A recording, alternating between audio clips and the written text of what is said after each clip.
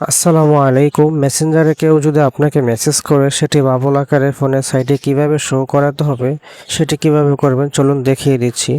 প্রথমে চলে যাবেন মেসেঞ্জার অ্যাপে,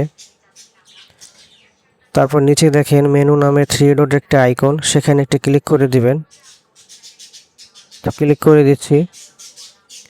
তারপর উপরে দেখেন সেটিংস নামে একটা অপশন, সেখানে একটি ক্লিক করে দিবেন। ক্লিক করে দিলাম। তারপর স্ক্রল করে নিচে আসবেন, নিচে আসার পর দেখবেন চার্ট হেডস নামে একটা অপশন, সেখানে একটি ক্লিক করে দিবেন। ক্লিক করে দিচ্ছি। তারপর নিচে দেখেন গো টু সেটিংস নামে একটি অপশন, সেখানে একটি ক্লিক করে দিবেন। ক্লিক করে দিলাম। তারপর স্ক্রল করে নিচে চলে আসবেন, মেসেঞ্জার নামে একটা অপশন, আপনার মেসেঞ্জারের উপরে ক্লিক করে দিবেন। তো ক্লিক করে দিলাম।